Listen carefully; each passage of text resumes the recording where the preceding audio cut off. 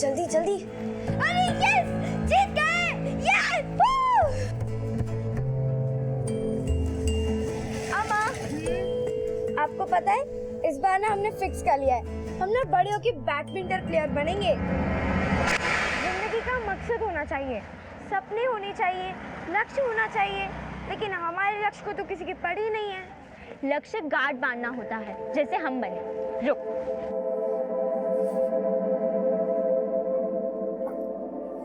देख हमारा प्लान। 2016 में मैट्रिक, फिर 2018 में HSC, फिर कॉल सेंटर का जॉब और साथ साथ ग्रेजुएशन और सिविल सर्विस का एग्जाम, फिर 2022 में हम IPS ऑफिसर।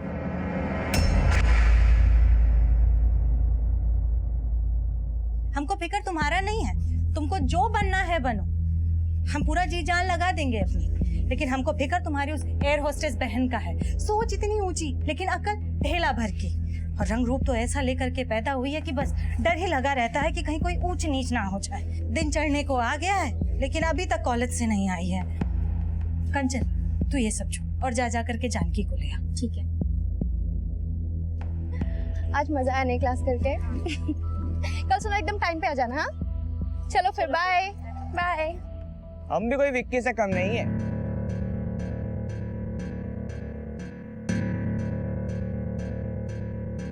अगर आज तुम इसे बाइक पे बैठा लिए तो 500 हम देंगे, और ना बैठा पाए तो हम तुमसे 500 लेंगे। इस पे चांस तो मानना ही है, लगे हाथ तुमसे भी 500 कमा लेंगे। भैया गोमती नगर चलोगे? अरे कहाँ इतने महंगाई के जमाने में पैसा खर्च करती हो? आओ बैठो पीछे, हम छोड़ देते हैं तुम्हें। नो थैंक्स, हम चले जाएंगे। अरे कहाँ इतना भाव खा रही हो? अभी सिर्फ थप्पड़ मारा है, अगली बार ऐसा किया तो जेल भेज देंगे, समझे? चलो दीदी।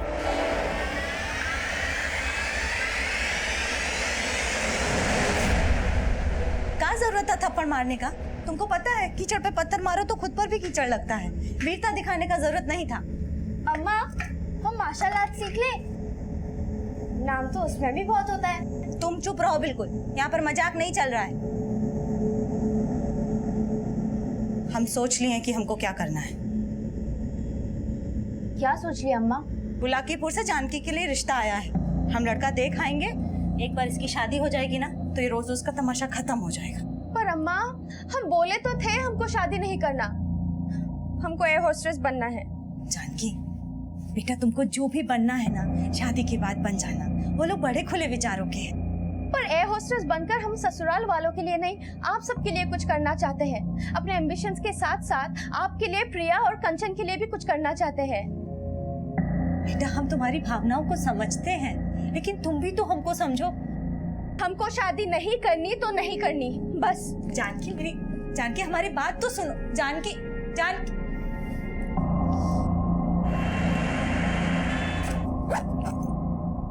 हम खाना बना दिए हैं, तुम लोग खा लेना। हाँ, और ध्यान रखना, हमको सुबह का आते आते 7-8 बज जाएगा।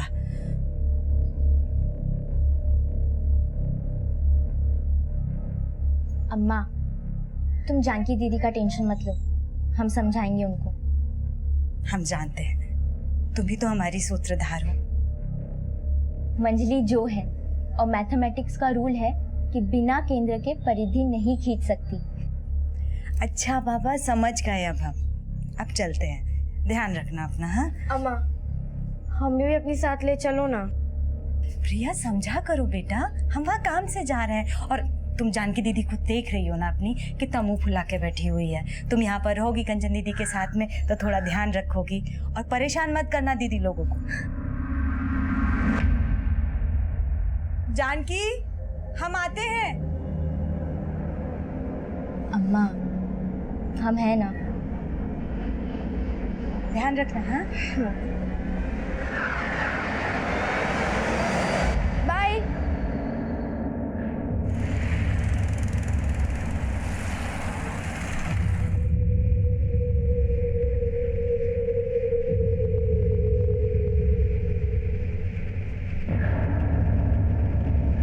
बुलाकीपुर से जानकी के लिए रिश्ता आया है, हम लड़का देख आएंगे। एक बार इसकी शादी हो जाएगी ना तो ये रोज उसका तमाशा खत्म हो जाएगा। जानकी बेटा, तुमको जो भी बनना है ना शादी के बाद बन जाना, वो लोग बड़े खुले विचारों के हैं।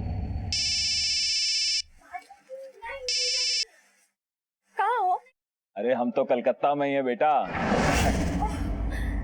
पापा कैसे आप? बेटा हम तो अच्छे से हैं, तुम बताओ तुम कैसी हो? नहीं पापा। हेलो पापा, आप कैसे हो? कब आ रहे हो? अरे हेलो पापा, हम कंचन। अरे मुझे बात करनी है तुमसे। अरे नहीं, पहले हमें रुको। अरे बेटा झगड़ो मत, हम सबसे बात करेंगे। अरे ये तो बताओ पहले तुम्हारी अम्मा कहाँ है? अम्मा तो बुलाकीपुर गई हैं, सुबह आएंगी। तुम सब लोग घर में अकेले हो?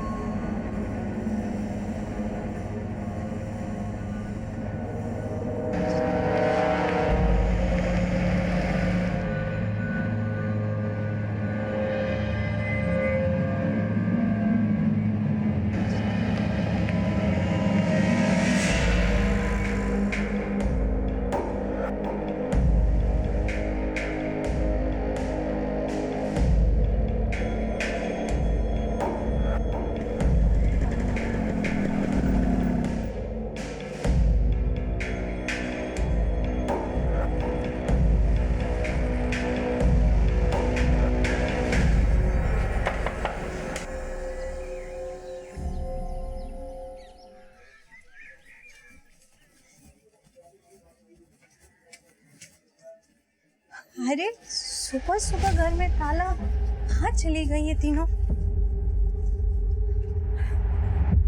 आरती बेटा, अरे तुमने जानकी, कंचन या प्रिया को कहीं देखा? नहीं आंटी, हम तो उनसे सुबह से नहीं मिल रहे। आपके घर पे तो सुबह से ताला लगा हुआ है।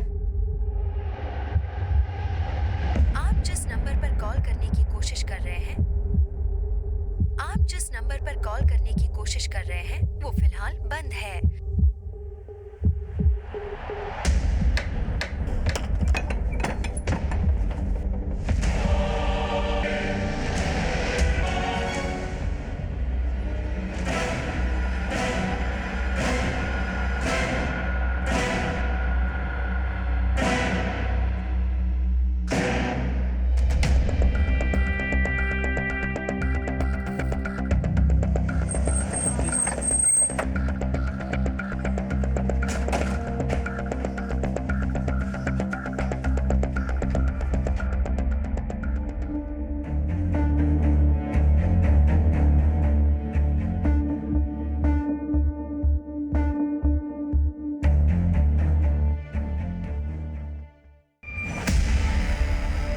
सर दोनों बच्चों को बड़ी बेरहमी से मारा गया, शायद लगातार चाकू से वार किए गए।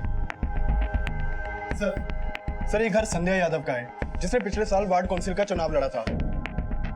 संध्या घर में अपनी 3 बेटियों के साथ रहती है और उसका पति कोलकाता में जॉब करता है। कल रात को संध्या घर पे नहीं थी और तीनों बेटियां अकेली थी। लेकिन अब संध्या कहाँ है और उसकी तीसरी बेटी? सब बच्चियों की लाश देखने के बाद इनकी मां संध्या बेहोश हो गई थी। पड़ोसी उसे हॉस्पिटल लेकर गए हैं। संध्या जब सुबह घर पे आई तो घर पे ताला लगा हुआ था और उसकी तीसरी बेटी जानकी गायब थी। उसका फोन भी बंद था। सर जानकी तीनों बहनों में सबसे बड़ी है। पता करवाओ कि इन तीनों लड़कियों की मां संध्या कैसी, और पड़ोसियों से पूछताछ करो क्या किसी के पास संध्या के पति का नंबर है? सर संध्या के पति का नंबर मिल गया है और उससे पड़ोसी ने ऑलरेडी फोन कर दिया है।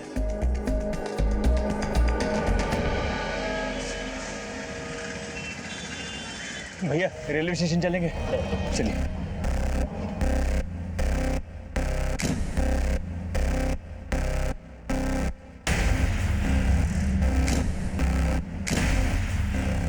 अब साहब बोलना तो नहीं चाहिए, लेकिन प्रिया और कंचन की बड़ी बहन थोड़ा भटक गई थी।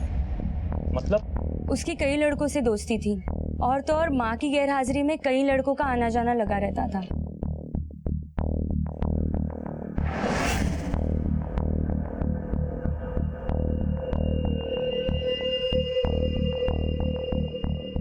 साहब कल रात को भी संध्या घर पे नहीं थी, तो क्या पता जानकी का कोई दोस्त आया हो यहाँ पर। कौन सा दोस्त, आप लोग जानते हैं?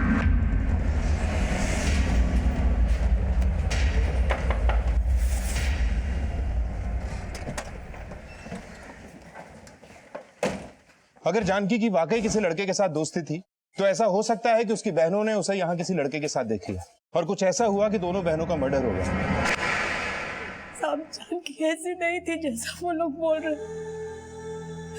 उसको तो खुद लड़का लोग परेशान करता था। उसका किसी लड़के के साथ कोई दोस्ती नहीं था साहब। कौन लड़के छेड़ते थे? कोई एक नहीं था साहब। बेचारी का कॉलेज आना जाना मुश्किल हो रखा था। कल तो जानकी और कंचन का एक लड़के के साथ झगड़ा भी हुआ था। वो लड़का कौन था? ये तो वही लोग जानते थे सब। आपने कहा कि कुछ लड़के जानकी को परेशान करते थे, फिर भी आप अपनी लड़कियों को अकेला छोड़कर कल रात बाहर चली गई। इन्हीं सब बातों की वजह से तो हम जानकी की शादी जल्द से जल्द कर देना चाहते थे, इसीलिए हम मुलाकीपुर गए थे जानकी के लिए लड़का देखने। हम भी यही सोच रहे कि हम क्यों गए अपनी बच्चियों को अकेला छोड़ के। अच्छा, हमें पता चला है कि आपने पिछले साल वार्ड काउंसिल का इलेक्शन लड़ा था। आपका किसी के साथ कोई इशू था? हमारा मतलब है कि इन लड़कों के अलावा आपको किसी और पे शक है? साहब, वो चुनाव हम हार गए थे। एक हारे हुए उम्मीदवार से किसी का क्या दुश्मनी होगा? साहब, हमारी जानकी को ढूंढ दीजिए साहब। हमको बहुत डर लग रहा है साहब, पता नहीं हमारी बच्ची के साथ।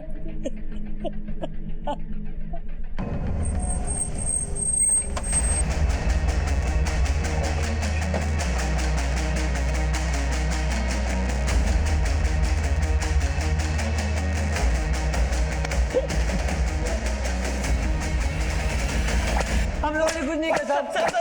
सब हमने कुछ नहीं किया साहब। सब जानकी को हम बस प्रपोज करना चाहते थे, बस हमारा कोई गलत इरादा नहीं था साहब। जानकी कहाँ है ये बोल। साहब, हमें नहीं मालूम साहब।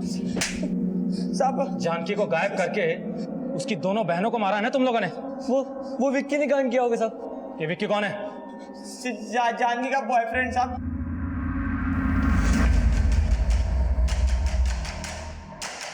पुलिस अब भी जानकी का पता लगाने में सफल नहीं हो पाई थी। शक के दायरे में आए उन तीनों लड़कों को लगातार रिमांड में लिया जा रहा था और इस बीच जानकी के कॉल रिकॉर्ड सामने आए।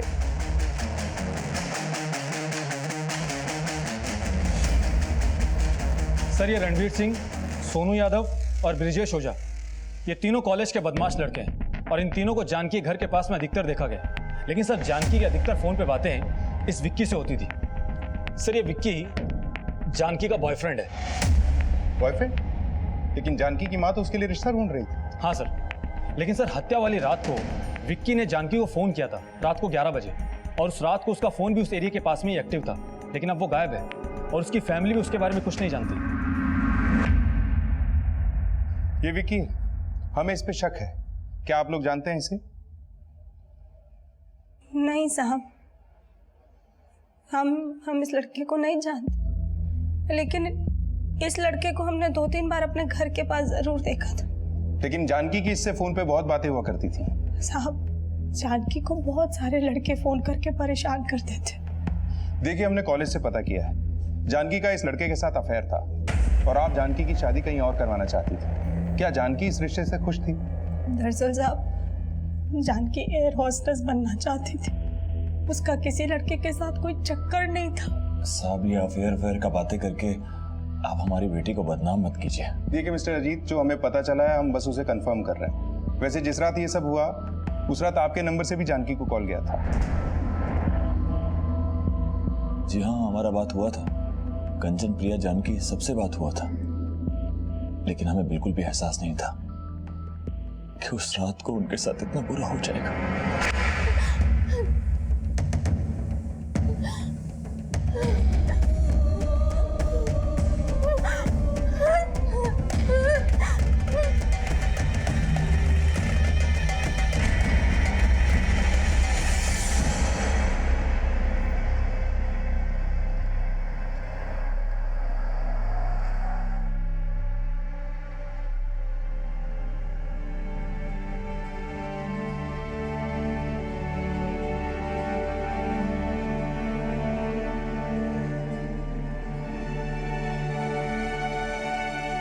जानकी, ये देखो कैसा लगा ये सूट तुमको?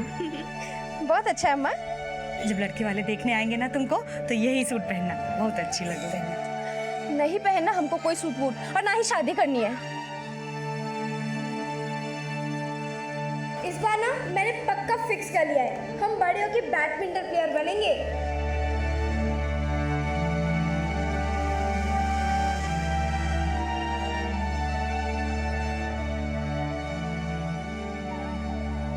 जानकी के गायब होने का रहस्य अब विक्की के गायब होने से भी जोड़कर देखा जा रहा था और मोहल्ले के उन लड़कों से भी सख्ती से पूछताछ की जा रही थी जिनका कंचन से झगड़ा हुआ था, लेकिन उनसे भी जानकी का कोई क्लू नहीं मिला। लेकिन जल्द ही विक्की की एक इंफॉर्मेशन मिली।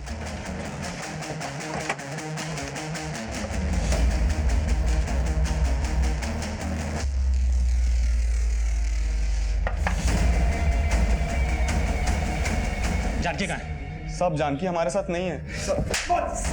चल थाने चल। जो भी किया है अभी बोल दो, बाद में बहुत तकलीफ होगी।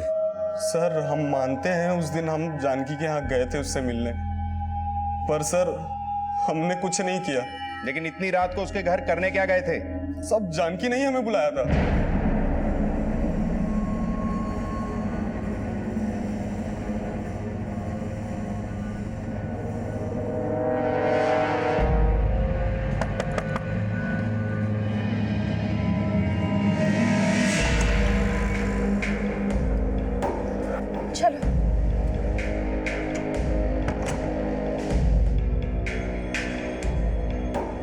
हमें समझ में नहीं आ रहा है कि हम क्या करें। अम्मा सुन ही नहीं रही है, लड़का तक देखने चली गई।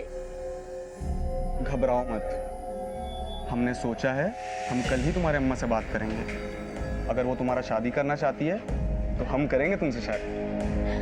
पर हम जब तक एयर होस्टेस नहीं बन जाते हम किसी से शादी नहीं करना चाहते। तुम जैसा चाहती हो वैसा ही होगा, हम पे भरोसा रखो। अब मुस्कुराओ।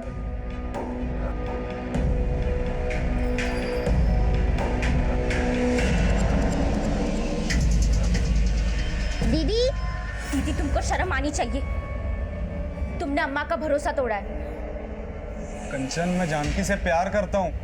तुम दीदी को फुसला सकते हो, लेकिन हम तुम्हारी बातों में नहीं आने वाले। कंचन विकी तुम प्लीज जाओ यहाँ से।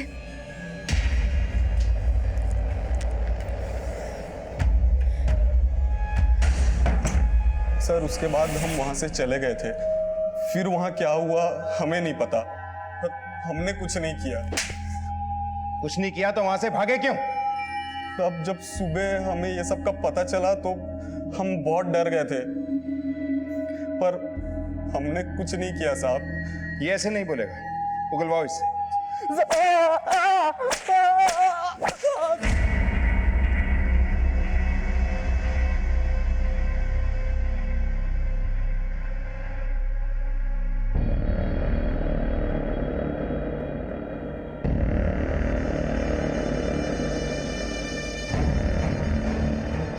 सर हमने विक्की को बहुत तोड़ा, लेकिन वहीं का वहीं है। और सर उसके कॉल रिकॉर्ड्स में भी ऐसा कुछ नहीं मिला है जिससे ये मालूम चले कि उसने ही जानकी को कहीं छुपा के रखा होगा। चल बे, लेके आ लड़की को।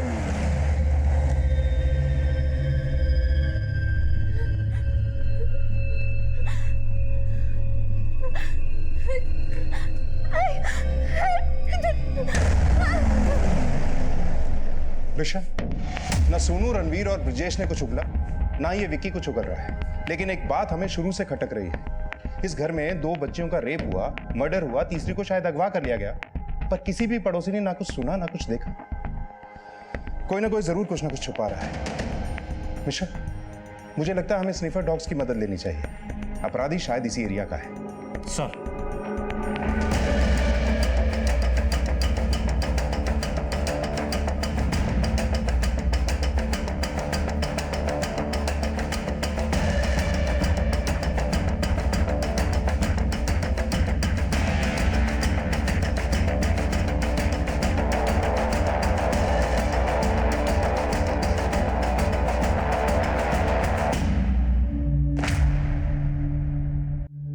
आसपास अच्छे से सर्च करो। सर इस साड़ी पर तो जरूर प्रिया और कंचन का ही ब्लड है जिसे जलाने की कोशिश की गई है। अगर इस साड़ी पे ब्लड प्रिया और कंचन का है तो इसका मतलब है कि इस मर्डर में कोई लेडी इन्वॉल्व है। मर्डर करते हुए उसका ब्लड इस साड़ी पर आ गया होगा, इसलिए इसे जलाने की कोशिश की गई। मिश्रा, फॉरेंसिक टीम से कहो कि पता करें कि ये ब्लड किसका है।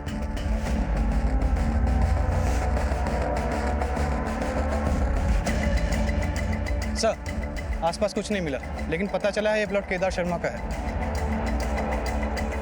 केदार शर्मा? सर ये केदार शर्मा है। सर इसने भी पिछले साल संध्या के अगेंस्ट वार्ड काउंसिल का चुनाव लड़ा था। सर संध्या के चुनाव में खड़े होने की वजह से केदार को बहुत प्रॉब्लम हुई थी। और हाँ सर, संध्या के बाकी सपोर्टर्स के साथ संध्या की तीनों बेटियां भी संध्या के लिए कंपेनिंग करती थी। संध्या जी को वोट दो, वोट दो, संध्या जी को वोट दो, वोट दो, वोट दो। हालांकि संध्या की तरह केदार भी वो चुनाव हार गया था, लेकिन सर केदार को आज तक यही लगता है कि वो चुनाव संध्या की वजह से हारा था, क्योंकि संध्या के चुनाव में खड़े होने की वजह से केदार के वोट्स कम हो गए थे। साहब, जब हमने चुनाव के लिए नामांकन पत्र भरा था तो केदार शर्मा ने हमें चुनाव में ना खड़ा होने की धमकी दी थी, लेकिन हमारे साथ साथ वो भी चुनाव हार गया था, इसलिए हमें कभी उस पर शक नहीं हुआ। लेकिन आपको उसके खिलाफ कुछ मिला है क्या? जी, उसके प्लॉट से हमें ये अजली साड़ी मिली और इस पे ये जो खून है ना, ये प्रिया और कंचन के ब्लड से मैच करता है। इसका मतलब उसी ने हमारी दोनों बेटियों को मारा? साहब, उसी ने जानकी को ही छुपा के रखा होगा। आप उसे छोड़ना मत, सब उससे पूछिए कि जानकी कहाँ है। देखिए साहब, जानकी कहाँ है हमें नहीं पता, हमने कुछ नहीं किया है। अगर कुछ नहीं किया तो उन बच्चियों के खून से लथपथ साड़ी आपके प्लॉट में कैसे जलाएगी? अपनी पत्नी को भेजा था उनको मारने के लिए। कैसी बात कर रहे हो साहब, हमारा प्लॉट तो खुला है, कोई चार दीवारी भी नहीं है। जरूर कोई फंसाने की कोशिश कर रहा है हमको, इससे हमारा कोई लेना देना नहीं है। आप पहचानते हैं ये साड़ी किसकी? साहब, हमको कुछ समझ में नहीं आ रहा, अब बस हमारी जानकी को ढूंढ दीजिए। अब हमारी जानकी को ढूंढ दीजिए। सर, प्रिया और कंचन की पोस्टमार्टम रिपोर्ट। सर, रिपोर्ट के मुताबिक प्रिया और कंचन की हत्या ही नहीं हुई, उन दोनों के साथ में रेप भी हुआ था। रेप? इतनी छोटी बच्चियों के साथ रेप? क्राइम सीन पे इन बच्चियों के अलावा किसी और का ब्लड मिला? नहीं सर, और सर जानकी के बारे में भी अब तक कुछ पता नहीं चला है।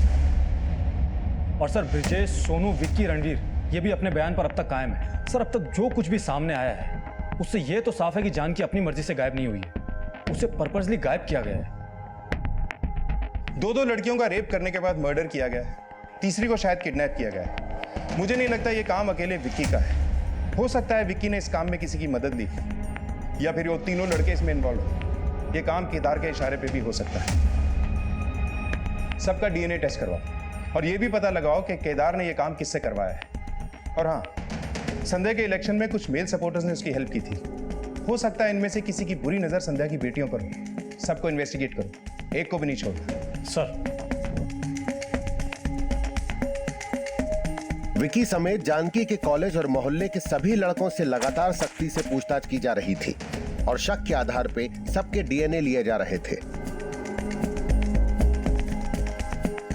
और उन्हें भी शक की नजर से देखा जा रहा था जो वार्ड काउंसिल इलेक्शन में संध्या के लिए कैंपेन कर रहे थे। साहब, संध्या की बेटियों को तो अपनी बेटियों की तरह समझता था मैं। और संध्या जी को? कैसी बातें कर रहे हैं साहब, संध्या जी तो हमारी नेता थी।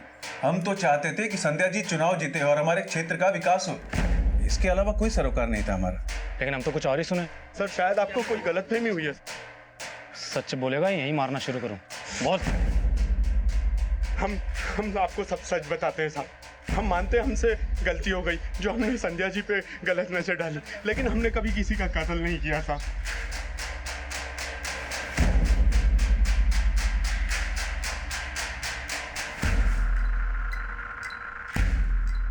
सर, हमने जानकी के कॉलेज के लड़कों और केदार और उसके आदमियों समेत सबके डीएनए टेस्ट करवा लिए हैं, लेकिन सर इनमें से कोई भी ये नहीं मान रहा है कि इन्होंने कुछ किया है।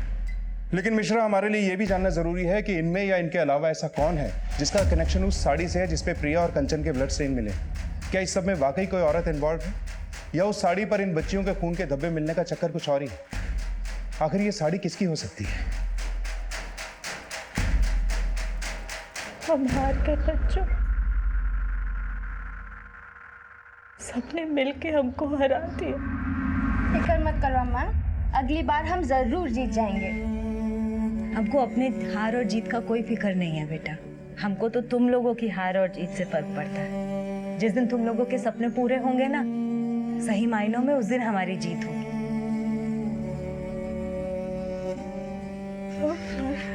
अब तुम्हारे पछताने से हमारी बेटियां वापस नहीं आ जाएंगी। हम उन्हें तुम्हारे भरोसे छोड़कर गए थे और आज तुम्हारी लापरवाही के कारण हमारी बच्चियां। लापरवाही?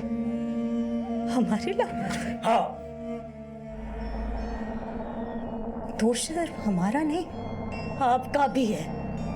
बच्चियों को पैदा करके छोड़ गए थे आप इस नरक में। 2000 रुपए भेजते थे, सोच रहे थे कि बाप होने का फर्ज निभा रहे। कभी जानने की कोशिश की?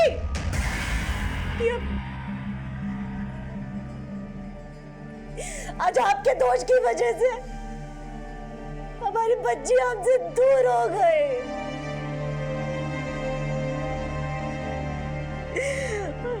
हमारी दुनिया लुट गई।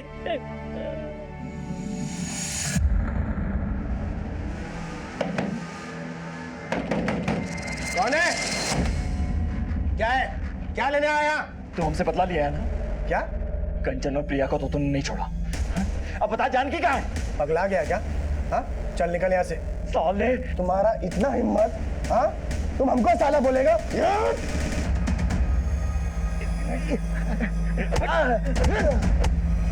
अरे अरे क्या कर रहे हो? लेके जा इसको, वरना साला इसके साथ साथ तुमको भी ना इस मोहल्ले से बाहर भिगवा देंगे, समझी? हेलो,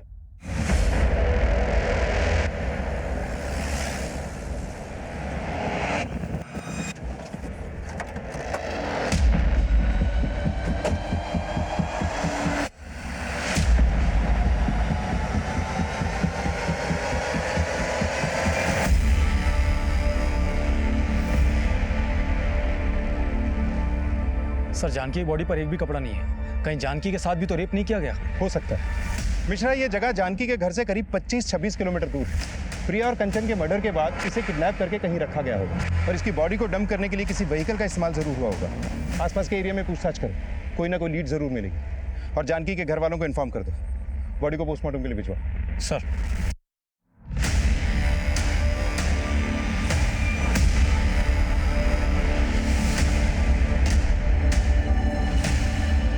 जानकी,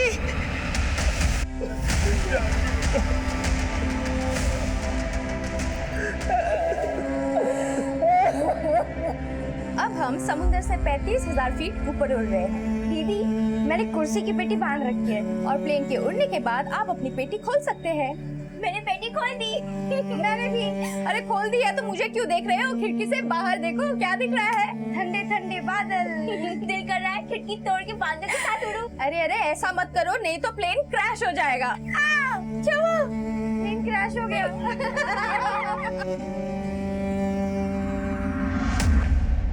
जानकी के साथ भी रेप? जी, हमें शक है कि शायद जानकी के साथ भी रेप किया गया है। एक के बाद एक हमारी तीनों बेटियां खत्म हो गई और उनके साथ इतना गलत हो। आपसे हाथ जोड़कर विनती है कि उसके दोषियों को जल्द से जल्द अंदर कीजिए।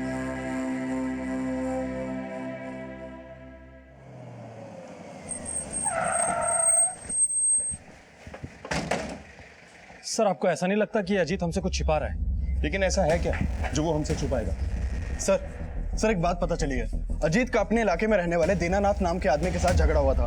दोनों के बीच में बहुत मारपीट हुई। सर ये अजीत दीनानाथ के साथ इसलिए झगड़ा कर रहा था क्योंकि उसे दीनानाथ पे शक था कि दीनानाथ ने उसकी बच्चियों का रेप और मर्डर किया है। सिर्फ झगड़े के वक्त अजीत की बीवी संध्या भी वहां मौजूद थी। क्या इन्हें शक था कि दीनानाथ ने इनकी बेटियों का रेप और मर्डर किया? ताज्जुब की बात है। एक तरफ तो ये हमसे कहते हैं कि हमारी बेटियों को इंसाफ दिलाओ और दूसरी तरफ ये हमसे ये बात छुपाते हैं कि इन्हें किसी दीनानाथ पे शक है। इस दीनानाथ और दोनों पति पत्नी के बारे में सब कुछ पता करो।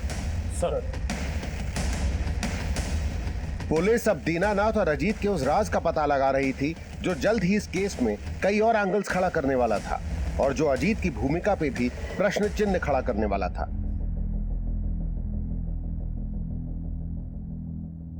थोड़ा दिन में बच्चियों का शव मिल जाएगा। उनका अंतिम संस्कार करके हम कलकत्ता वापस लौट जाएंगे।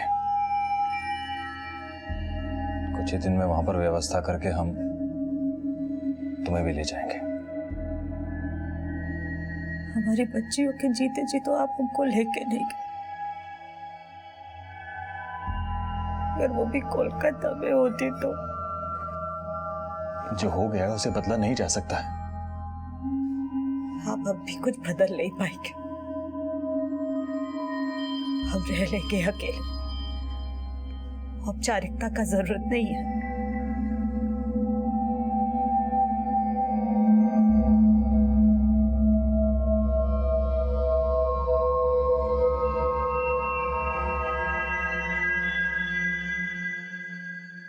सर, संध्या के पति अजीत के बारे में कोलकाता पुलिस ने एक इन्फॉर्मेशन दी है। अजीत की कोलकाता में एक और बीवी है। सर, अजीत और दीनानाथ के झगड़े की वजह पता चली है।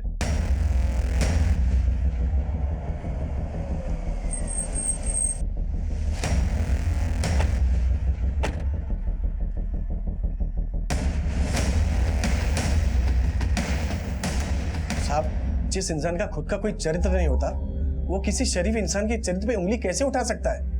अरे उस इंसान ने 10 साल पहले हमारी बहन के आबरू के ऊपर हाथ डाला था। साहब, दीनानाथ की बहन ने हम पर झूठा आरोप लगाया था। साहब, उसकी बीवी खुद जानती है कि उसने क्या किया हमारी बहन के साथ। साहब, हमने कुछ नहीं किया था, पर उस समय किसी ने हमारा विश्वास नहीं किया। दीनानाथ ने हमें पूरी बिरादरी में जलील करके रख दिया।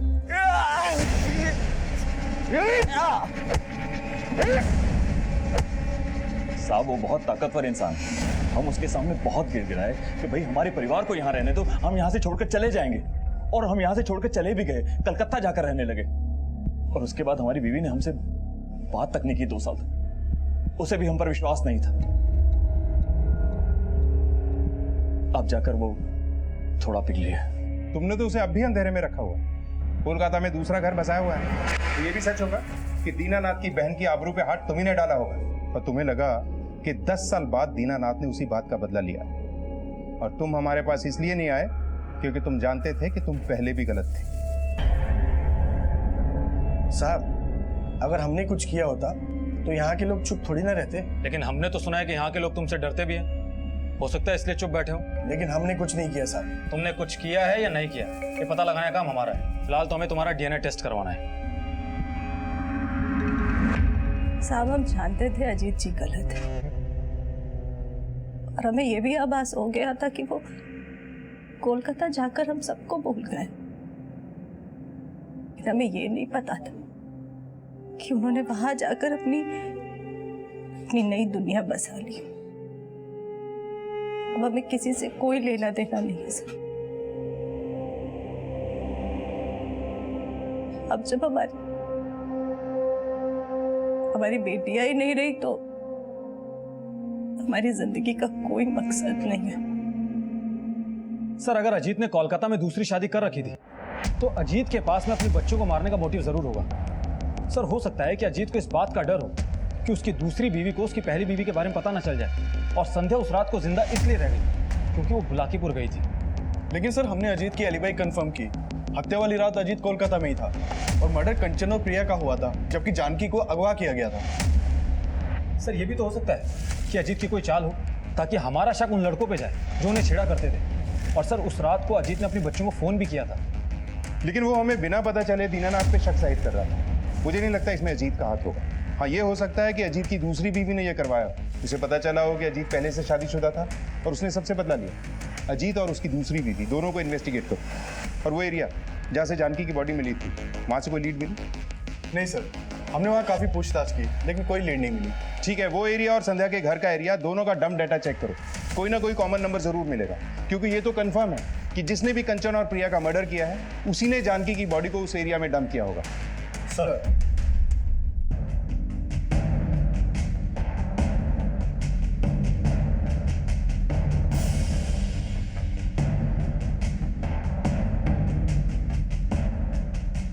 संध्या की तीनों बेटियों समेत क्या वाकई कोशिश संध्या को मारने की भी हुई थी, या हत्यारे का मकसद सिर्फ उसकी बेटियों को छीन लेना था? इस केस में लगातार कई थ्योरी सामने आ रही थी और इस बीच जानकी की पोस्टमार्टम रिपोर्ट सामने आई। सर, जानकी की पोस्टमार्टम रिपोर्ट। सर, जानकी का मर्डर कंचन और प्रिया के मर्डर के 4 दिन बाद हुआ था और जानकी के साथ मर्डर से पहले रेप भी किया गया था। सर, ये अजीत की दूसरी बीवी कामिनी है। सर, हत्या वाली रात को ये कोलकाता में ही थी। मैंने इसके कॉल रिकॉर्ड्स मंगवाए हैं, शायद कुछ लीड मिले। और अजीत के बारे में कुछ पता चला? नहीं सर, और हम लोग डंप डेटा भी स्टडी कर रहे हैं और अब तक जितने भी डीएनए टेस्ट करवाए हैं उनकी रिपोर्ट्स भी 5 से 6 दिन के बाद आनी शुरू हो जाएगी। लेकिन डीएनए रिपोर्ट आने तक का अभी हम इंतजार नहीं कर सकते। अब तक जितने भी सस्पेक्ट हमारे सामने आए हैं सबको रिविजिट करो, दोनों क्राइम सीन्स का डम डेटा चेक करो। हो सकता है कोई ऐसा क्लू मिले जो हमें असली अपराधी तक ले जाए। पुलिस अब हर सस्पेक्ट को नए सिरे से इन्वेस्टिगेट कर रही थी और हर बारीक से बारीक चीज को फिर से टटोला जा रहा था। और इस बार ऐसी बात सामने आई जिसने फिर से पुलिस की थ्योरी बदल दी। सर, हत्या वाली रात को ये रामकुमार बुलाकीपुर में था जहां संध्या गई थी।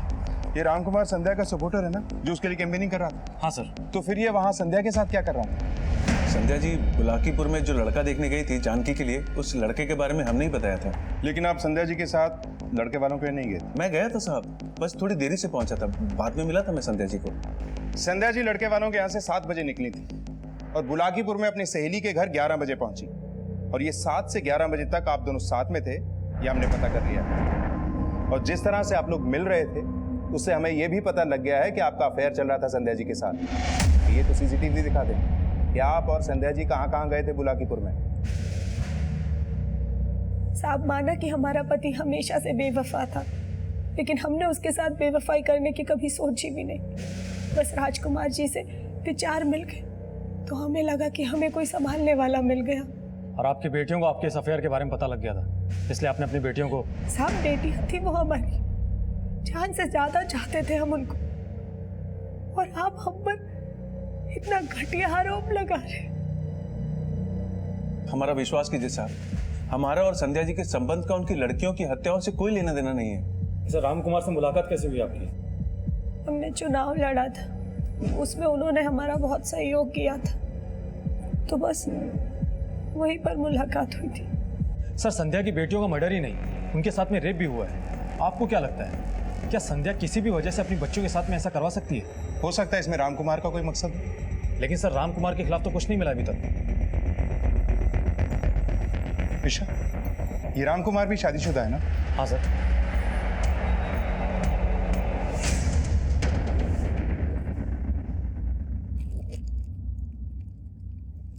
हाँ साहब, ये साड़ी तो हमारी बीवी ममता की है।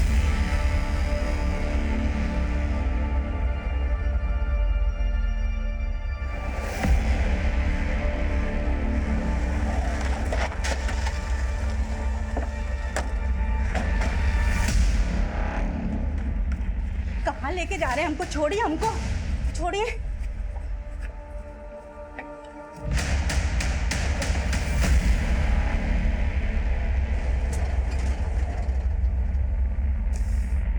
साहब, ये साड़ी हमारा नहीं है। जरूर हमारा पति उस औरत के चक्कर में हमें फंसाना चाहता है। हमने कुछ नहीं किया साहब।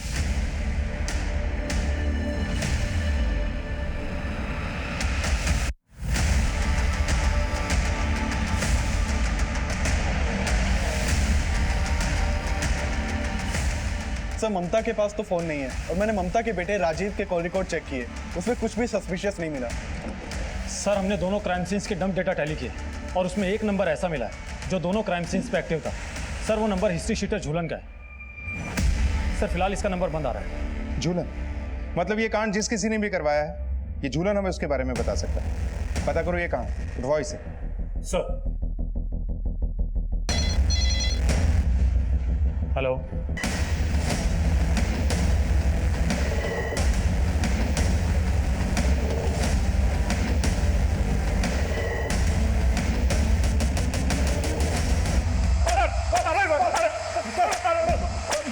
यादव, बोल, किसके कहने पे किया ये सब?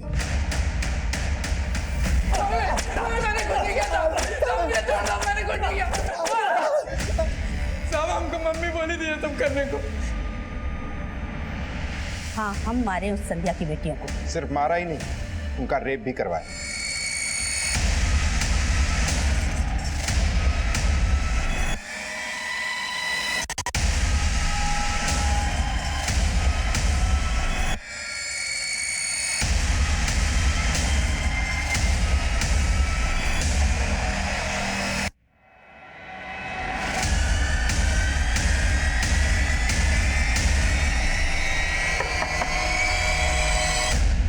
फिर आ गया वो।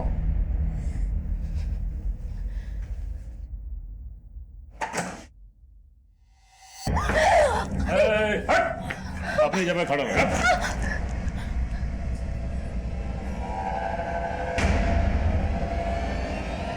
काट के रख दूंगी। चलो कपड़े खोलो।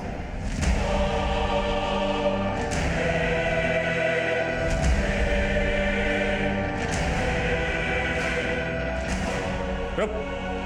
जब तक तुम मुझे बाकी के पैसे नहीं दे देती ना, तब तक इसका मर्डर नहीं होगा, समझ गई?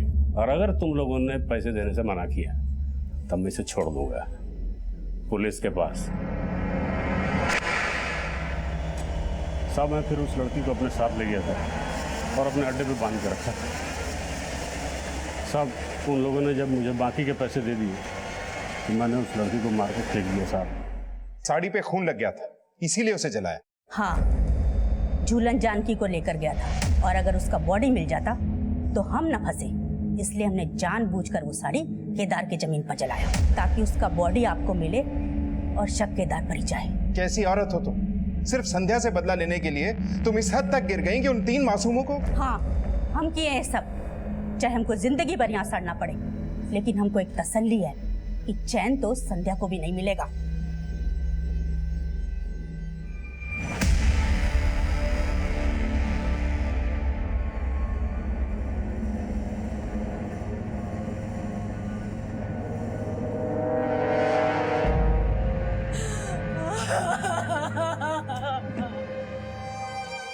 अपनी जिंदगी का खालीपन भरने के लिए हम कभी कभी ऐसी मृत तृष्णाओं का शिकार हो जाते हैं जिनमें फंसकर हमें सिर्फ मौजूदा वक्त ही दिखता है, लेकिन दूरगामी परिणाम पर नजर नहीं जाती।